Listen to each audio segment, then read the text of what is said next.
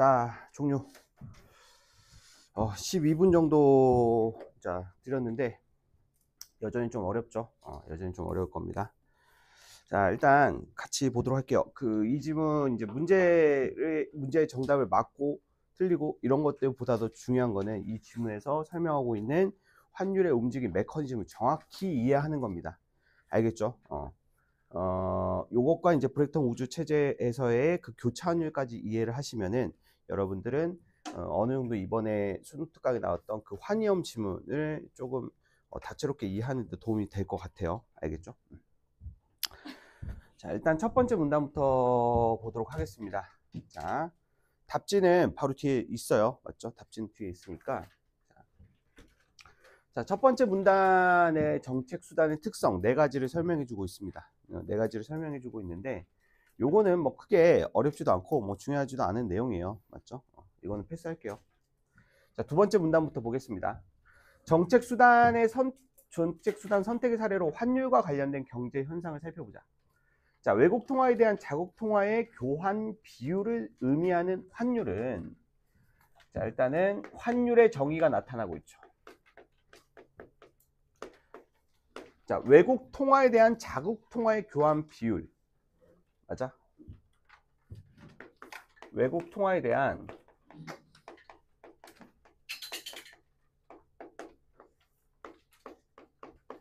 자국 통화의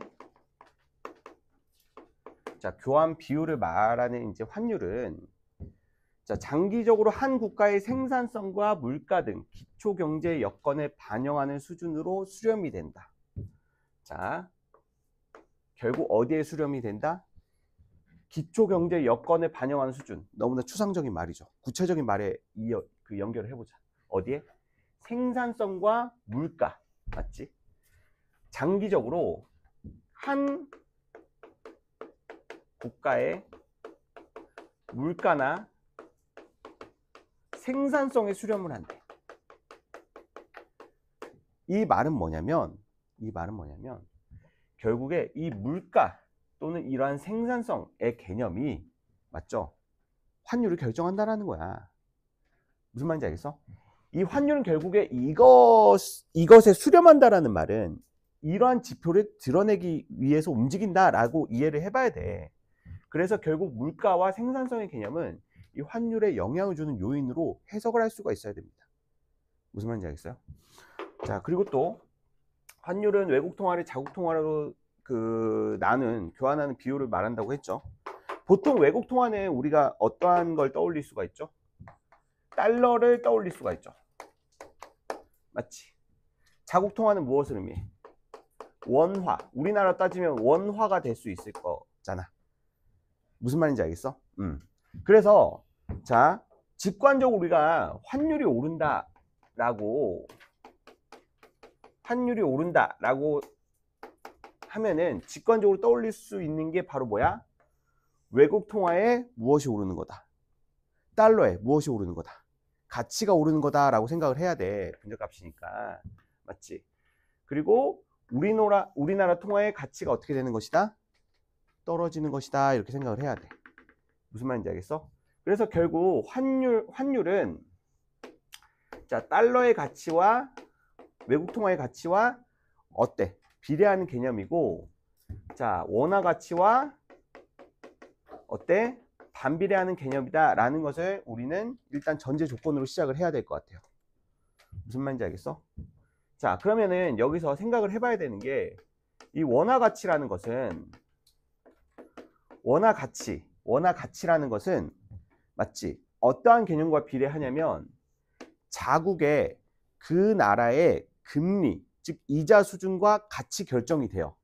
무슨 말인지 알겠어? 그 나라의 금리 또는 이자 수준으로 결정이 됩니다. 자, 이게 무슨 말인지 잘 보자. 여기서 말하는 원화는 원화의 가치를 말해. 즉 우리가 쓰고 있는 우리 현금의 가치는 지금 현재 우리나라 은행에 우리가 돈을 맡겼을 때 주는 그 이자 있죠. 그 이자율이 바로 지금 현재 원화의 가치예요. 맞습니까? 자, 금리하고 이자는 똑같은 말이죠. 무슨 말인지 알겠어? 자, 금리가 높고 금리와 이자가 높아. 그러면 뭐야? 지금 현재 원화 가치가 높다는 거야. 무슨 말인지 알겠어? 원화 가치가 높고 지금 상대적으로 뭐 달러의 가치가 낮다라는 것을 의미해. 무슨 말인지 알겠어? 영향을 주고 받거든 서로. 자, 그리고 자, 이렇게 그 돈의 가치가 높아지잖아. 금리와 이자의 가치가 높아지잖아. 자, 금리와 이자와 그리고 물가는 무슨 상관관계를 가지고 있어요? 물가. 돈의 결국 화폐와 물가는 항상 무슨 관계? 화폐의 가치하고 화폐의 가치하고 그리고 물가, 물건의 가치는 항상 비례관계, 반비례관계. 반비례관계거든요. 그렇기 때문에 화폐의 가치가 오르잖아. 그러면 물가 또한 떨어진다. 이렇게 생각을 해보시면 될 것 같아요. 자, 그래서 물가하고 화폐의 가치인 금리와 이자는 항상 무슨 상관관계? 음의 상관관계라고 보시면 될 것 같아요. 자, 이걸 기본적인 전제 조건으로 달고 시작을 해야 됩니다. 이해되셨어요? 자, 여튼지 간에 환율은 장기적으로는 한 국가의 물가나 맞죠? 생산성의 수준을 반영하는 것으로 수렴을 한대.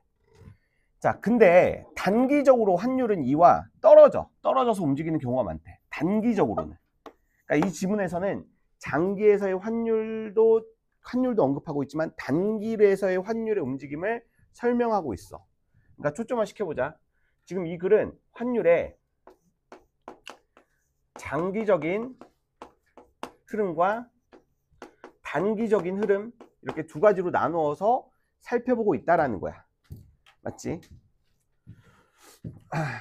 자, 만약 환율이 예상과는 다른 방향으로 움직이거나 또는 예상과 같은 방향으로 움직이더라도 변동폭이 예상보다 크게 나타날 경우 경제 주체들은 맞죠? 개인부터 시작하는 거야. 우리 개인도 경제 주체가 될 수가 있어.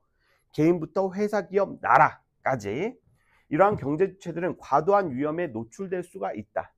그렇지. 환율의 변동폭이 커지게 되면은 경제 주체들은 크게 위험에 노출될 수 있다. 환위험 지문 떠올리시면 되겠죠. 맞아요.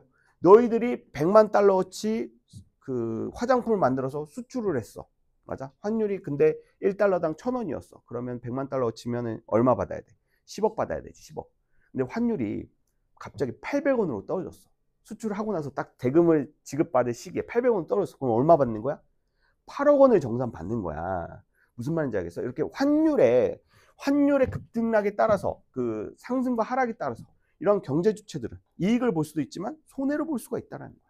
그런 것들이 과도한 위험에 노출될 수 있다라는 내용으로 설명을 해주고 있죠. 환율이나 주가 등 경제 변수가 단기에 지나치게 상승 또는 하락하는 현상을 오버슈팅이라고 하죠. 단기에 지나치게 상승하는 거. 자, 오버슈팅은 무슨 개념? 이 개념에서 지금 설명할 수가 있을 것 같아. 단기에서의 환율의 흐름.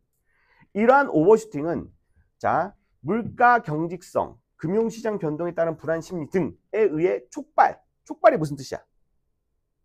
촉발. 원인이야, 결과야? 그렇지. 불안 심리 등에 의해서 자, 맞죠? 시작되는 것으로 알려져 있다. 이것이 원인이 되어 시작되다라는 거야. 자, 볼게. 여기서는 단계에서의 환율의 흐름을 러프하게 설명을 해놓고 단계에서의 환율의 흐름에 대해서 설명해주고 있죠. 단계에서 환율이 지나치게 높아지거나 또는 지나치게 낮아지거나 맞지? 하는 경우 지나치게 상승하거나 또는 하락하거나 이런 것들을 뭐라고 한다? 오버슈팅이라고 하고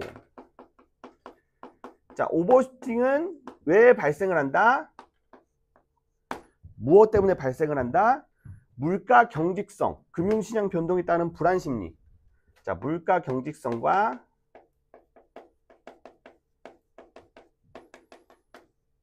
또는 불안 심리.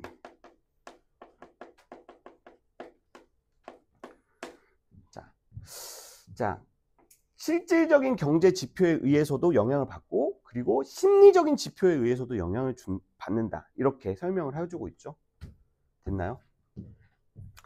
자, 여기서 물가 경직성은 시장에서 가격이 조정되기 어려운 정도를 의미한다. 자, 물가 경직성에 대해서 추가 설명을 해놨죠. 물가 경직성을 어때? 중심으로 그 다음 문단을 지금 설명을 하겠다라는 거야. 자, 물가 경직성이 시장에서 가격이 조정되기 어려운 정도라고 설명을 해줬어.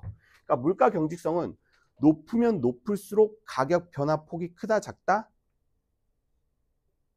물가 경직성이 높으면 높을수록 가격 변화폭이 크다, 작다? 작다. 그렇지. 자, 그래서 물가 경직성이라는 개념은 자, 무엇과 반비례하는 개념이야? 가격 변동과 반비례하는 개념이야. 그러니까 물가 경직성이 크면 클수록 가격 변동이 어때? 적게 나타난다는 거야. 적게. 맞아? 자, 그러니까 그렇다면 우리는 봐봐. 평가원 지문에서 항상 이런 거야. 물가 경직성이 오버슈팅에 영향을 미친다라고 했을 때 이것은 가격이 변동이 되게 어려운 정도를 말한다. 이렇게 설명을 하고 있잖아. 그럼 우리가 이해를 해야 될 것은 바로 이거야. 물가 경직성이 높아야지 환율이 높아지느냐, 낮아야지 환율이 높아지느냐, 이런 식으로. 맞지? 방향성에 대한 정보를 이해를 해야 돼. 이거를 이제 우리가 독해를 해야 된다라는 거야. 자, 물가 경직성에 따른 환율의 오버슈팅을 이해하기 위해서 통화를 금융자산의 일종으로 보고 경제 충격에 대해서 장기와 단기의 환율이 어떻게 조정되는지 알아보자.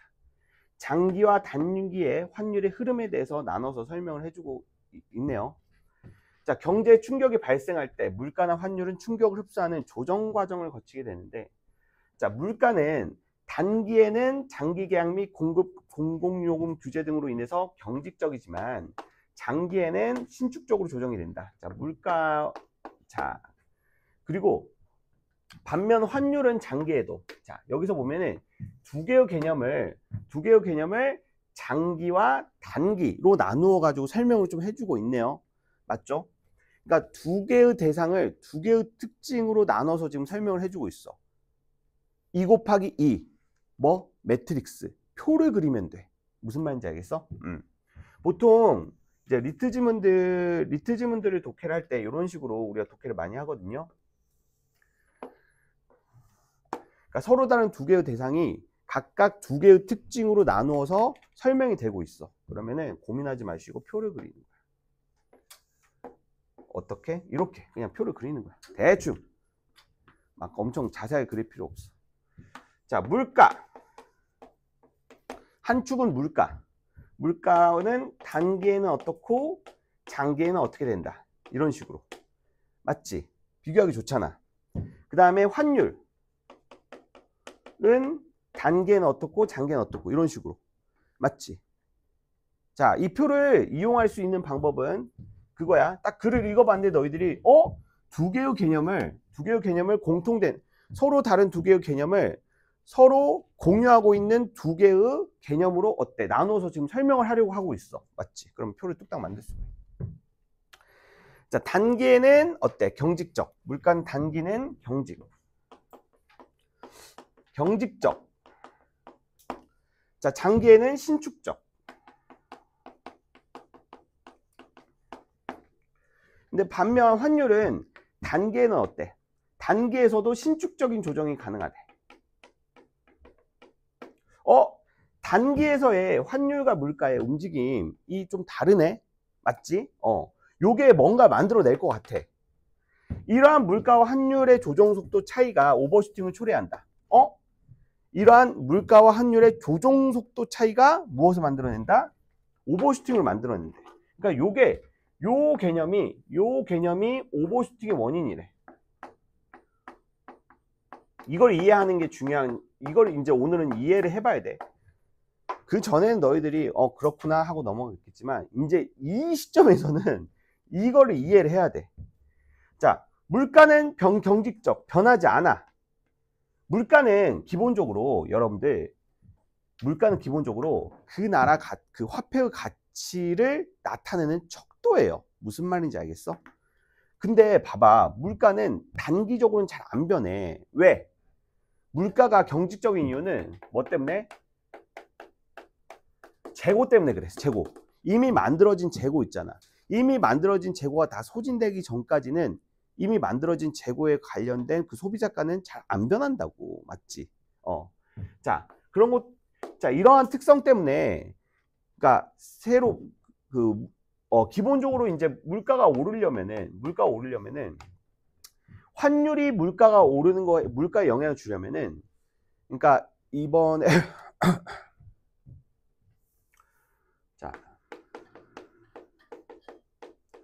자, 중간재하고 자, 최종재라는 개념이 있어. 혹시 이번에 덮프 보셨으면은 이 중간재하고 최종재에 관련된 개념을 봤을 거야. 자, 중간재는 기본적으로 이렇게 생각하면 돼. 뭐 밀가루 정도로 생각하면 돼. 원재료라고 생각하면 돼. 최종재는 이 중간재를 이용해서 만드는 최종적인 물품. 예를 들어서 파스타면 이렇게 생각을 해봐. 자, 환율이 올랐어. 그러면 기본적으로 수입하는 밀가루 가격도 오르겠지. 수입하는 밀가루 가격이 오르고, 그렇다면 그 가격이 상승한 밀가루로 만든 물건의 가격 또한 올라가겠지. 맞아? 그러면 오른 환율로 구매한 밀가루가 파스타 면으로 만들어지기 전까지의 그 시간만큼은 적어도 물가가 오르지 않는다는 거야. 무슨 말인지 알겠어? 근데 환율은 어때? 단기적으로 막 갑자기 1,300원이었던 게 갑자기 막 초단위로 1,310원, 20원, 30원 이렇게 막 변하잖아. 근데 최소한 얘는 며칠에서 몇 주는 걸린다는 거야. 물가가 변하는 데까지는. 물건이 만들어지는 데까지는 시간이 필요하잖아. 무슨 말인지 알겠어? 그럴 수밖에 없다는 거야. 근데 중요한 거는 물가는 그 나라 가치, 화폐의 가치를 반영하고 있는 지표이기도 해요. 맞습니까? 그래서 물가는 단기적으로 막 잘 변하지는 않아. 그렇기 때문에 그 나라 화폐 가치를 물가가 반영을 해줘야 되는데 그 나라 화폐 가치를 바로바로 반영을 해주지 못해. 시간이 걸려. 그 나라 화폐 가치를 물가가 바로 반영을 해주지 못한다. 왜? 물가는 단계에는 경직적이기 때문에. 근데 환율은 어때? 환율은 달러의 가치를 말하는 거지. 달러의 가치는 막 신축적으로 변해. 달러의 가치는 막 올라가고 있어. 근데 이거에 맞춰가지고 우리나라의 원화의 가치도 맞춰서 움직여줘야 되는데 안 움직이는 거야. 맞아? 그럼 조정속도 차이가 어떻게 되는 거야? 크게 나타날 수밖에 없다는 거지. 그게 바로 이제 오버슈팅이라는 거예요. 자, 물가와 환율이 모두 신축적으로 조정이 되는 장기에서의 환율은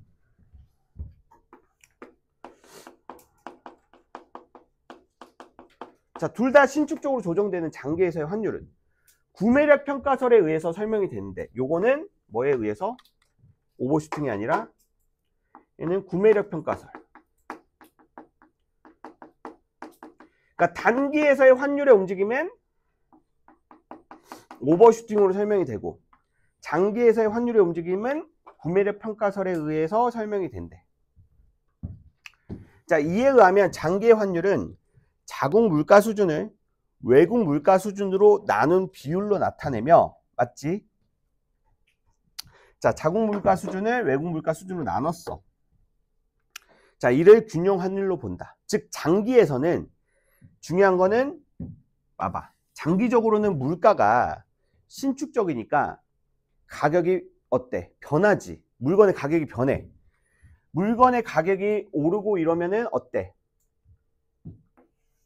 이제 원화 가치를 이제 반영을 할 수가 있다라는 거야. 무슨 말인지 알겠어? 그 나라 원화 가치를 반영할 수 있기 때문에 그렇게 된다고 한다면 환율이 비정상적으로 이렇게 반영이 되지 않는 그 원화 가치가 반영되지 않는 오버슈팅이 아닌 원화 가치가 반영되는 그런 수준으로 나타나게 되는데 그러한 환율 수준을 뭐라고 본다? 균형 환율로 본다라는 거야. 자, 가령 국내 통화량이 증가하여 유지될 경우 장기에는 자국 물가도 높아져. 그렇지. 보통 통화량이 증가하면은 화폐의 가치는 어떻게 되죠? 떨어져. 맞아? 자, 보통 그 통화량이 많아지면 화폐의 가치는 떨어집니다. 맞지? 자, 그리고 화폐의 가치가 떨어지게 되면 어떻게 되는 거야? 물가는 상승하게 되는 거지. 그러니까 금리하고 이자가 화폐의 가치를 의미해. 화폐의 가치. 무슨 말인지 알겠어? 그러니까 시중에 통화량이 많아지게 되면은 그러면은 그 화폐의 가치가 떨어져. 맞아? 그래서 그거를 이제 맞추기 위해서 물가가 오르게 되는 거야. 됐어? 자, 아무튼 국내 통화량이 증가해 유지될 경우 장기에서는 자국 물가도 높아져. 장기에서의 환율은 어떻게 된다? 결국에는 상승을 할 수밖에 없다라는 거야. 이게 무슨 말이냐면, 자, 국내 통화량이 증가해서 유지돼. 장기에선 자국 물가가 높아져. 자국 물가가 높아지면 어때? 자국 통화의 원화 가치는 떨어지게 돼. 맞지?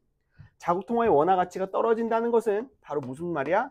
장기에서 달러의 가치가 환율의 가치가 오른다라고, 즉 달러의 가치가 오른다라고 이해를 해봐야 돼. 무슨 말인지 알겠어? 그래서 구매평가설에 의한 장기의 환율은 뭐다? 상승을 한다, 이렇게 이해를 해봐야 돼. 됐니? 여기까지가 기본적인 내용이야. 이해됐어? 자, 그러면은 이제 단기에서의 환율의 움직임 한번 보자. 자, 그런데 단기에는 더 자세히 설명을 해주고 있어. 물가의 경직성으로 인해서 구매력 평가설에 기초한 환율과는 다른 움직임이 나타나면서 오버슈팅이 발생할 수가 있다. 자, 가령 국내 통화량이 증가해 유지될 경우, 자, 여기다 이제 정리를 해보자. 자, 단기에서의 자, 환율의 움직임. 자, 가령 국내 통화량이 증가해서 유지될 경우 물가는 경직적이어서 실제 통화량은 증가하고 이에 따라 시장금리는 하락한다. 자, 이러한 정보를 읽을 때는 사실 최초의 증가값과 최후의 결과값, 이거 두 가지만 보시면 돼요. 근데 우리는 지금 실전 독해를 하는 게 아니라 이 개념을 이해하는 게 중요하기 때문에 다 정리를 하겠습니다. 원래 실전 독해할 때는 최초의 원인과 최후의 결과, 이거 두 가지만 이제 주목을 해주시면서 인과관계 잡으시면서 푸시면 돼요. 원래는. 자, 국내 통화량이 증가했어. 자, 국내 통화량이 증가할 수 있는 사건은 뭐야? 지금 요즘과 같이 민생 회복 지원 쿠폰 같은 거, 맞아? 이런 것들이 바로 통화량을 증가시키는 이벤트야. 오케이? 이런 식으로 국내 통화량이 증가해. 통화량이 증가하면 물가는 경직적이어서 실질 통화량은 증가하고, 자, 실질 통화량은 증가하고. 자, 원래 통화량을 물가 수준으로 나눈 게 실질 통화량이야. 맞아? 근데 통화량은 증가하고 있는데, 분자값은 증가하고 있는데, 나눠야 되는 분모값은 어때? 고정적이야. 안 변해. 그러니까 어때? 실질 통화량이 늘어난다는 거야. 이해됐어? 자, 이에 따라 시장금리는 하락한다. 이에 따라 시장금리는 하락한다. 금리가 하락한다는 건 뭐야? 돈의 가치가 떨어진다는 거야. 무슨 말인지 알겠어? 시중에 돈이 많아지면은 수요와 공급의 원칙에 따라서 그 돈의 가치는 떨어져. 많아지니까. 무슨 말인지 알겠어? 자, 국가 간 자본이 자유로운 상황에서 시장금리 하락은, 자, 투자의 기대 수익률 하락으로 이어져. 그렇지. 우리나라 이 은행의 금리가 떨어졌어. 2%, 3%였는데 갑자기 1.5, 1% 이렇게 떨어졌어. 그러면 우리나라에 투자되고 있었던 외국인 투자 자금이 해외로 빠져나가거나 신규 해외 투자 자금의 유입을 위축시키는 결과를 초래한다. 이 말은 무슨 말이야? 결국에는 이거를 한 방에 정리해야 돼. 뭘로? 외환 보유액이 줄어든다는 거야. 그러니까 우리나라에 투자되고 있었던 달러가 밖으로 빠져나가거나 아니면 새로운 달러가 우리나라로 안 들어온다는 말이겠지. 그 말은 우리나라가 보유하고 있는 달러의 보유액이 줄어든다는 거야. 무슨 말인지 알겠어? 외환 보유액은 달러의 보유액이야. 그 나라의 머무르고 있는 달러의 총량을 외환 보유액이라고 할 수가 있어. 그러니까 우리나라 정부가 보유하고 있는 달러도 외환 보유액이겠지만, 맞지? 우리나라에 투자되고 있는 금액 또 외환 보유액이라고 볼 수가 있어. 맞지? 자, 그러면 자, 이 과정에서 자국 통화의 가치는 하락하고 환율은 상승한다. 이 과정에서 자국 통화의 가치는, 자, 원화 가치는 떨어지고 뭐는 상승한다? 환율은 상승한다. 이해해 볼 수 있겠니? 잘 봐봐. 외환 보유액이 줄어들었다는 말은 어떻게 이해를 해볼 수가 있어? 보유하고 있던 달러의 양이, 달러의 총량이 줄어들었다 이렇게 봐야 되겠지. 우리나라에 지금 머물러 있는 달러의 총량이 줄어들었다 이렇게 이해를 해볼 수가 있어. 맞지? 자, 그러면 어떻게 되는 거야? 달러가 귀해지게 되는 거지. 맞아? 달러의 수량이 줄어들기 때문에, 보유하고 있는 달러의 수량이 줄어들기 때문에, 그렇다면 우리나라의 돈의 가치는 떨어지고 달러의 가치는 급격하게 오르게 돼. 무슨 말인지 알겠어? 그러니까 지금 현재 기축통화가 달러이기 때문에 그 예전에 금본위 체계 이런 시대 때는 그 나라가 얼마나 금을 많이 보유하고 있느냐에 따라서 그 나라의 화폐의 가치 수준이 결정이 되었어. 근데 요즘에는 그 나라가 얼마나 많은 달러를 보유하고 있느냐에 따라서 그 나라의 화폐의 가치가 결정이 된다는 말이야. 어떠한 나라가 우리나라가 보유하고 있던 달러의 양이 줄어들었다 한다면 자연스럽게 우리나라 돈의 가치는 떨어지게 돼. 무슨 말인지 알겠니? 너무나 이제 외환 보유액이 너무나 적어졌을 때 우리가 발생했던 사건을 기억하고 있잖아. IMF. 맞아? 그때 환율이 막 2,000원, 2,500원까지 갔었어. 여튼지 간에 원화 가치는 떨어지게 되고, 자, 외국 통화의 가치, 즉 달러의 가치는 올라가게 된다는 거야. 자, 이해되니? 자, 통화량의 증가로 인한 효과는 물가가 신축적인 경우에 예상되는 환율 상승에, 자, 금리 하락에 따른 자금의 해외 유출이 발생하는 추가적인 환율 상승이 더해진 것으로 나타난다. 자, 이러한 추가적인 환율 상승이 오버슈팅인데 봐봐. 결국 이제 단계에서의 환율은 이렇게 상승을 해. 자, 여기에 더해서 자, 장기적으로는 어때? 물가가 신축적으로 변해. 자, 단기적으로는 물가가 경직적이기 때문에 이러한 식의 결과가 나타나는데, 근데 장기적으로는 이제 물가도 신축적으로 변하고, 자, 그랬을 경우에는 결국엔 구매력 평가설에 의해서 장기에서의 환율은 어떻게 된다고 방금 직접 문단에서 설명하고 있었어. 상승한다라고 설명이 되어 있었지. 맞아? 이걸 또 한번 설명하긴 그러니까. 여기에서의 장기에서의 예상되는 환율의 상승까지, 자, 같이 더해진 게 바로 뭐다? 오버슈팅이다라는 거야. 맞아? 이 단계에서의 환율의 상승과 그리고 장기에서 예상되는 환율의 상승까지 더해진 게 바로 뭐다? 오버슈팅이다.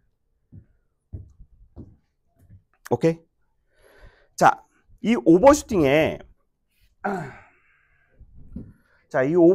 정도 및 지속성은 물가 경직성이 클수록 더 크게 나타나는데, 자, 시간이 경과함에 따라 물가가 상승하여 실질 통화량이 원래 수준으로 돌아오고 해외에 유출되었던 자금이 시장금리 반등으로, 자, 국내에 복귀하면서 단기에 상승했던 환율은 장기에는 구매력 평가에서 기초한 환율로 수렴하게 된다. 자, 보자.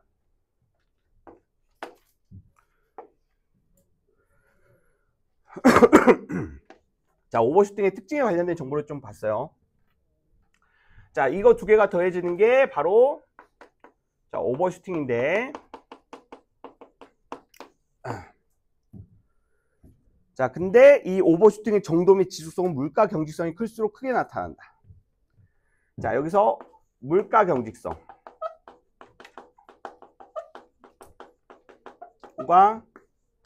자, 오버슈팅의 정도.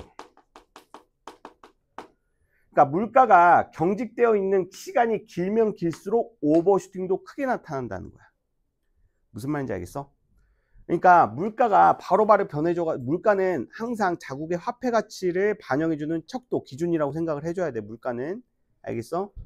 이 물가에 관련해서는 수능 특강에 수능 완성에 CPI 지문도 있었어. CPI 지문 싹 다 엮을 거야. 아무튼 간에 머릿속에 그것만 기억해. 물가는 자국의 화폐 가치를 나타내는 척도다. 그래서 물가는 졸라기 중요하다. 막 이런 식으로 이제 생각을 해줘. 자, 시간의 경과함에 따라서 물가가 상승하여 실질 통화량이 원래 수준으로 돌아오고, 맞지? 실질 통화량이 원래 수준으로 돌아왔다는 것은 그 나라 화폐 가치가 정상적으로 측정이 되고, 해외에 유출되었던 자금이 시장금리의 반등으로 국내에 복귀하면서, 그렇지? 자, 두 번째. 자, 시간의 경과함에 따라서 물가가 장기의 물가 상승, 그리고 또 시장금리 반등,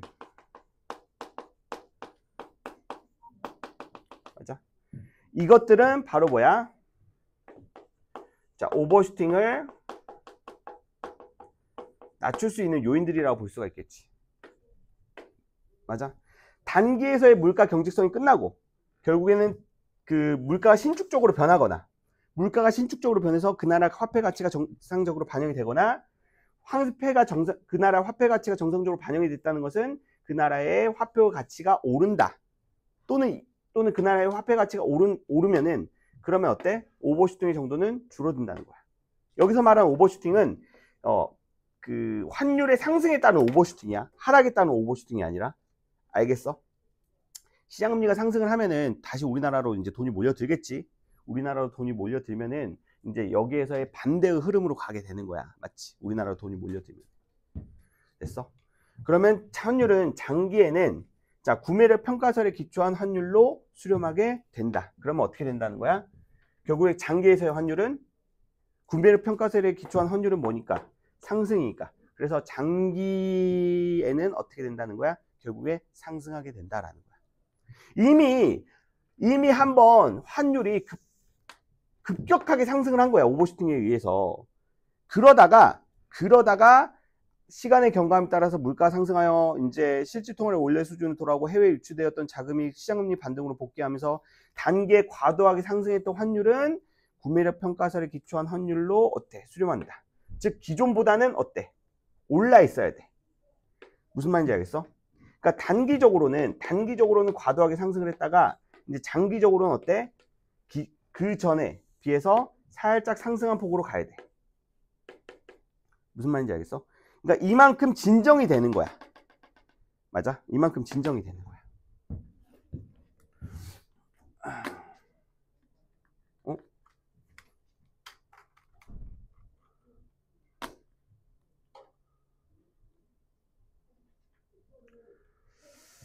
자, 요거는 이제 마지막 문단은 정리 필요 없이 이해만 하면 될 것 같아요. 자, 균형 환율 수준으로부터 장기간 이탈하는 등의 문제가 심화되는 경우를 예방하고 이에 대처하기 위해서 정부는 다양한 정책 수단을 동원한다. 자, 오버슈팅의 원인인 물가 경직성을 완화하기 위한 정책 수단 중 강제성이 낮은 사례로는 달러의 수급 및 불균형의 해소를 위해 관련 정보를 신속하고 정확하게 공개하거나 불필요한 가격 규제를 축소하는 것. 자, 여기서 별표, 형광펜 쳐주세요. 자, 물가 경직성의 요인을 주는 것. 가격 규제. 그러니까 정부가 공공요금을 규제하거나, 맞지? 이런 것들. 그러니까 가격을 정부가, 그러니까 그 규제를 했어. 그러니까 이 가격만 받아라. 이 가격 이상을 받을 수 없다. 이런 식으로 가격 규제를 하잖아? 그럼 어때? 물가가 계속 경직적일 수밖에 없는 거야. 무슨 말인지 알겠어? 자, 그렇기 때문에 가격 규제가 물가 경직성의 원인이 된다라는 거 잘 머릿속에 집어넣으시고. 자, 그러니까 불필요한 가격 규제를 하지 않는 거야. 맞지? 자, 그러면 그 물가 경직성을 낮출 수 있다는 거야. 한편 오버슈팅에 따른 부정적 파급 효과를 완화하기 위해서 정부는 환율의 변동으로 가격이 급등한 자, 수입 필수 품목에 대한 세금을 조절함으로써 세금을 조절한다는 것은 무엇을 조절한다? 그 환율 변동으로 가격이 급등한 수입 품목에 대한 세금 뭐야? 관세야, 관세. 수입 품목에 대한 세금은 관세야. 관세밖에 없잖아. 맞지? 자, 관세를 조절함으로써 어떻게 조절해야 돼? 관세를 올려야 돼, 낮춰야 돼? 이런 상황에서는 환율이 갑자기 올랐어. 맞지? 그래가지고 환율이 올라가지고 수입하는 밀가루 값이 갑자기 졸라 비싸졌어. 맞아? 키로당 원래 1,000원이었는데 키로당 막 1,500원 막 이렇게 비싸졌다고. 그럼 어떻게 해야 돼? 관세를 높여야 돼, 낮춰야 돼? 그럼 낮춰야지. 관세를 낮춰야지. 자, 이러한 관세를 낮춤으로써 내수는 뭐야? 국내의 소비야. 국내 소비. 국내에서 그 국내의 총소비, 국내 총소비가 급격히 위축되는 것을 방지하려고 하기도 한다. 무슨 말인지 알겠어? 자, 또한 환율의 급등락으로 인한 피해에 대비하여 수출입 기업에 환율 변동 보험을 제공하거나. 자, 환율 변동 보험. 자, 환율 변동 보험 보자. 자, 수출하는 기업은 환율이 오르는 게 좋아, 떨어지는 게 좋아? 수출하는 기업 입장에서는 환율이 오르는 게 좋아, 떨어지는 게 좋아? 수출하는 입장에서는 환율이 오르는 게 좋지. 맞아? 아까 말했잖아. 100만 달러를 너희들 화장품 만들어 수출을 했는데 1달러당 1,000원이야. 환율이 올랐어. 1,500원으로. 그럼 15억을 받는 거야. 원래는 10억 정산 받아야 되는데. 즉 수출하는 입장에서는 환율이 오르면 좋아. 무슨 말인지 알겠어? 근데 예외적인 경우가 있어. 이번에 현대차가 109만 대를 팔았대. 상반기에만. 졸라 많이 팔았지. 미친 회사야. 근데 알겠지만 109만 대는 국내 판매량만으로는 절대 달성할 수가 없어. 요즘에 현대차가 글로벌 기업으로 성장을 해가지고 외국에 수출도 엄청나게 많이 한단 말이야. 맞아? 근데 최근에 환율이 올랐어, 안 올랐어? 최근에 환율이 윤석열 때가 엄청나게 올라갔다가 지금 좀 떨어졌거든? 근데 이번 상반기 때는 그 환율이 좀 많이 떨어졌단 말이야. 1,300원대로 많이 떨어졌단 말이야. 환율이 많이 떨어졌는데, 근데 이번에 현대차의 상반기 분기 실적이 최고치를 찍었어. 원래 이런 수출을 주로 하는 기업 같은 경우에는 환율이 올라야지만, 맞지? 환율이 올라야지만 순이익률이 올라가거든? 근데 이번에 현대차는 오히려 환율이 떨어졌음에도 최고의 이익을 달성했어. 왜 그런 줄 알아? 현대차 같은 경우에는 자, 국내에서 생산해서 수출하는 것보다 해외 생산하는 그 양이 더 많기 때문에 그래. 맞아? 이런 것까지도 고려를 해줘야 돼. 무슨 말인지 알겠어? 현대차는 우리나라 노조들 있잖아. 노조들한테 질려버려가지고 해외 공장을 많이 개설해 놨단 말이야. 미국에도 엄청나게 공장을 개설해 놓고. 뭐 여튼지 간에. 자, 환율 변동보험. 원래는 다시 이제 이야기로 들어가 보자. 수출을 하는 기업 입장에서는 환율이 떨어지게 되면 큰 손해를 보게 된단 말이야. 그러니까 그런 영세 수출 기업에게 변동보험, 환율이 얼마만큼 떨어지게 되면 보상을 해줄게. 뭐 이런 식의 변동보험을 제공하거나 외화 차입 시 지급 보증을 제공하기도 한다. 차입이 무슨 말이야? 차입이 무슨 말이야? 외화 차입. 그러니까 외화 차입이라는 것은 뭐냐면 차입이라는 건 들여오다라는 뜻이야. 달러를 들여올 때 지급 보증을 제공하기도 한다라는 것은 바로 뭐냐면 수출을 했어. 수출을 하면 뭘 받아야 돼? 달러를 받아야 되겠지. 달러를 받아야 되잖아. 그래야지 먹고 살 거 아니야. 근데 그게 이제 외화 차입이야. 그러니까 외국에서 수출을 하고 대금을 받아야 될 시, 자, 누가 지급 보증을 해준다? 나라가 지급 보증을 약속하기도 한다라는 거야. 무슨 말인지 알겠어? 자, 이러한 정책 수단은 직접성이 높은 특성을 가진다. 그렇지. 나라가 직접 나라가 직접 관여를 하는 거니까. 자, 이와 같이 정부는 기초경제 여건을 반영한 환율의 추세는 용인하되 사전적 혹은 사후적인 미세 조정 정책 수단을 활용해서 환율의 단기 급등락에 따른 위험으로부터. 잘 봐봐. 자, 여기서 마지막으로 정부는 기초경제 여건을 반영한 환율의 상승과 하락은 용인하되. 맞지? 그러니까 환율이 기초경제 여건에 따라서 오르거나 떨어지는 것은 어쩔 수 없다는 거야. 이거는 국가 수준으로도 어쩔 수가 없어. 맞아? 이거 어쩔 수가 없다고. 근데 사전적 혹은 사후적인 미세 조정 정책 수단을 활용해 가지고 환율이 오르고 떨어지는 것을 막을 수는 없지만 환율이 오르고 떨어지는 것에 대한 대비책을 제시해 주는 게 미세 정책 수단. 맞아? 실제로 환율이 오르고 떨어지는 것에 관련된 것들은 어때? 이거는 미세 조정 정책 수단이 아니라는 거지. 이해되니? 마지막에 이렇게까지 읽어주면 끝. 자, 문제 빠르게 풀어보자.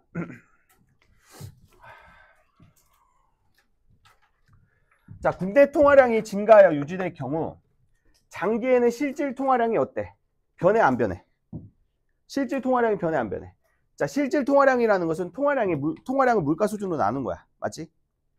자, 국내 통화량이 증가했을 경우 단기적으로는 실질 통화량도 증가해. 물가가 경직적이기 때문에. 근데 자, 장기에는 어때? 장기에는 물가도 신축적으로 변하기 때문에 실질 통화량도 어떻게 된다는 거야? 실질 통화량도 실질 통화량은 이제 변하지 않는다는 거야. 맞아? 단기에선 실질 통화량이 같이 오르는데 장기에선 실질 통화량이 변하지 않아. 맞지? 근데 그러면 장기의 환율은 어떻게 되는 거야? 구매력 평가설에 의해서 상승하게 되는 거지. 변함이 없는 게 아니야. 무슨 말인지 알겠어? 자, 1번이 바로 답이었고요.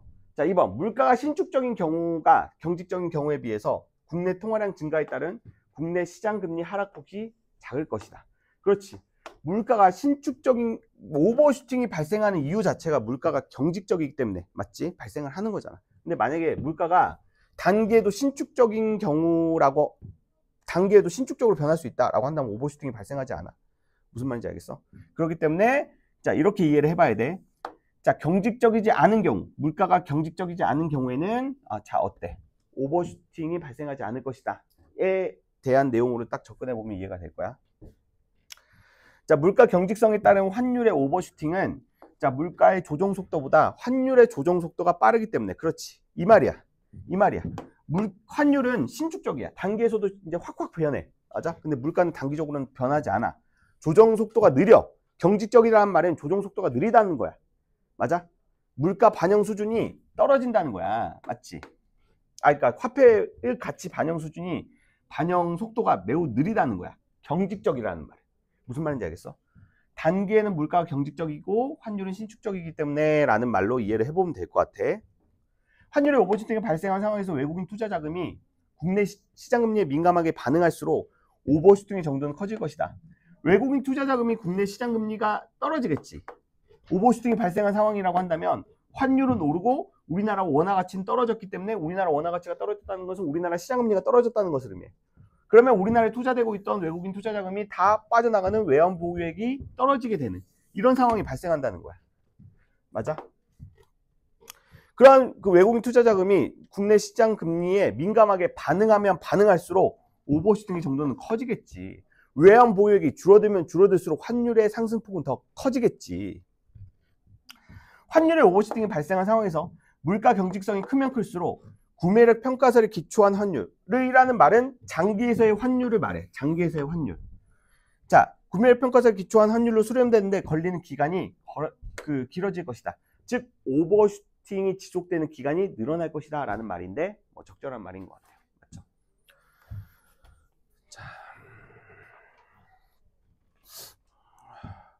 자, 윗글을 바탕으로 할 때 보기에 A국 경제 상황에 따른 경제학자 갑의 견해를 추론한 것으로 적절하지 않은 것은. 자, 갑은 그 자국의 최근 경제 상황을 다음과 같이 진단했다. 자, 금융시장 불안의 여파로 A국의 주식, 채권 등 금융자산 가격 하락에 따른 우려가 확산되면서 안전자산으로 인식되는 B국의 채권에 대한 수요가 증가하고 있다. 자, 이로 인해 외환시장에서는 A국에 투자되고 있던 단기성 외국인 자금, 달러가 B국으로 유출되면서 A국의 환율이 급등하고 있다. 무슨 말인지 알겠어? A국의 화폐 가치가 떨어지게 되면서, 맞지? A국의 화폐 가치가 떨어지게 되면서 A국에 투자되고 있던 그 자금이 B국으로 흘러 들어가고 있다는 거야. 그러니까 A국에 있었던 달러가 B국으로 투자되고 있다는 거야. 그럼 A국의 환율은 급등하고, 맞지? B국은 그에 따른 어때? 조정 결과를 받겠죠.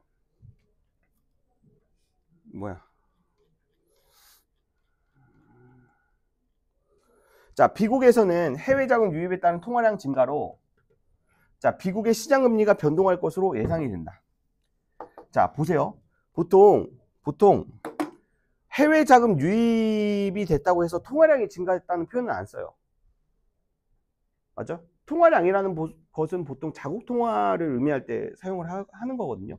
그래서 민감하신 분들은 여기서 눈치를 챘을 거야. B국이 미국이구나. 이렇게 민감하게 대응하시는 분들은 그렇게 체크를 했을 거야. 무슨 말인지 알겠어? 근데 B국이 미국이라는 사실 자체가 문제풀이에 결정적인 그런 것들을 주는 건 아니에요. 참고로 그냥 알아두세요. 자, 아무튼 통화량 증가로 B국의 시장금리가 변동할 것으로 예상이 된다. 봐봐. 그러니까 B국은 미국이기 때문에 그 B국으로 몰려든 외국인 투자 자금이 많잖아. 그 말은 뭐냐면 B국의 시장금리가 어떻게 될 것이라는 것을 예상해 볼 수 있어. 올라간다, 떨어진다. 그러니까 비국의 입장에서는 자국의 화폐량이 갑자기 많아지게 된 상황이야. 주변국들의 화폐 가치가 낮아져서 자국으로, 맞지? 자국의 화폐가 지금 막 몰려들고 있는 상황이야. 똑같아. 자국의 화폐량이 많아지게 되면 어떻게 되는 거야? 통화 가치는 떨어지게 돼. 무슨 말인지 알겠어? 그러니까 비국의 시장금리는 어떻게 될 거야? 떨어질 거야. 화폐량이 많아지니까. 오케이? 자, 이에 따라 A국의 환율의 급등은 향후 다소 진정될 것이다. 자, 근데 이걸 만약에 파악하지 못했다고 한다면 이렇게 파악할 수가 있어. A국의 급등은 향후 다소 진정될 것이래. 봐봐. B국의 시장금리 변동이라는 원인값은 A국의 환율 급등을 진정시키는 원인으로 작용을 한대. 그렇다면은 이 원인이 A국의 환율 급등을 진정시킨다는 것은 맞지? 결국에는 여기에서의 그 B국에서의 시장금리가 떨어질 것이기 때문에 여기서 떨어지게 되면 여기에 투자되고 있었던 외국인 자금들이 다시 A국으로 들어올 것이기 때문에 환율 급등이 진정될 것이라고 생각을 해볼 수 있는 두 번째 그 경우의 수가 있어. 맞아? 자, 문제 풀어보자.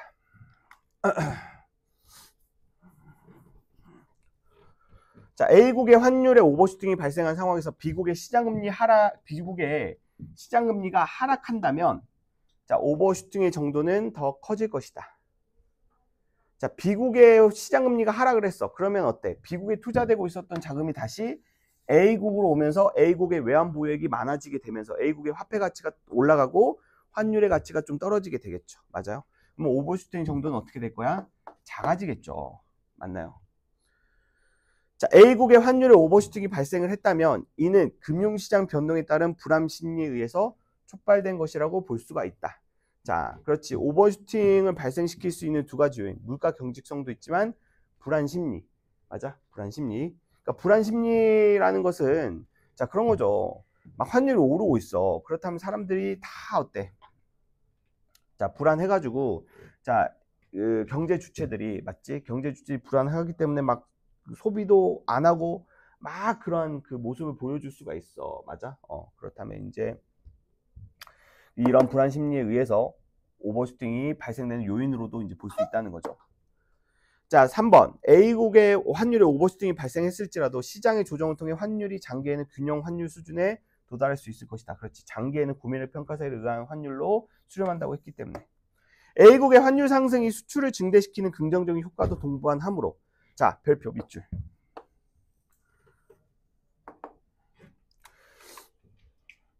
자, 이거는 브레턴 우주 체제의 지문을 이해하는 데 중에 A국의 환율 상승. 그러니까 A국의 환율 상승은 A국에서의 달러의 가치가 상승한다는 거야. 그러면 A국에서의 달러의 가치가 상승한다는 것은 A국에서 수출하는 사람들은 어때? 이익을 본다는 거지. A국은 우리나라라고 생각을 해봐. 우리나라의 환율이 오른다라고 한다면 그렇지. 수출업계가 더 이익을 볼 수가 있겠지. 그러면 수출을 더 증대시킬 거란 말이야. 너희들이 그 화장품 업자야. 갑자기 환율이 오르고 있어. 그러면 국내 그 판매량은 어때? 줄이고 다 수출로 돌리려고 할 거 아니야. 무슨 말인지 알겠어?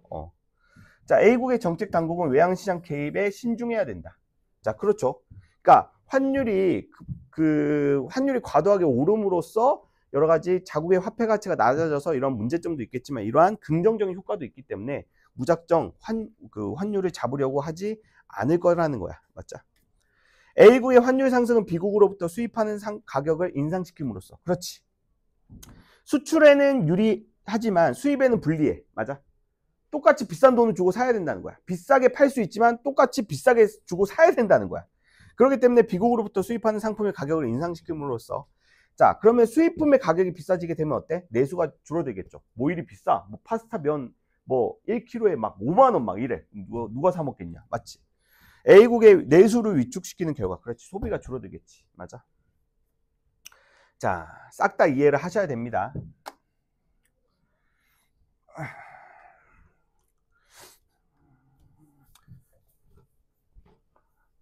자, 하락하는 건 시장금리밖에 없죠. 맞죠?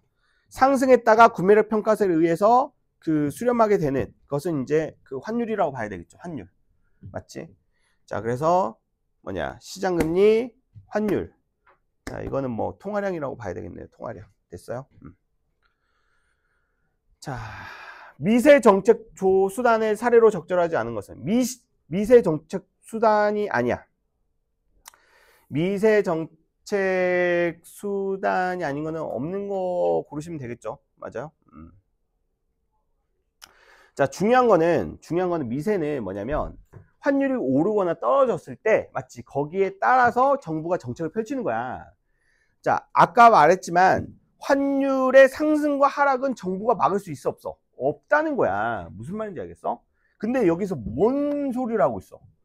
자, 환율의 급등락으로 인해서 금융시장이 불안할 경우 해외자금 유출과 유입을 통제하여 환율의 추세를 바꾼다? 이건 미세정책 수단이 아니야. 맞아? 이건 거시정책이야, 거시정책. 자, 뭐 이건 뒤에서 확인해 보세요. 자, 기축통화지문. 자, 요거 풀고 쉬는 시간 가졌다가 해설 강의하고, 자, 그렇게 하겠습니다. 자, 알겠죠? 자, 조금만 더 힘내봅시다. 자, 이 지문도 자, 10분 드리도록 하겠습니다.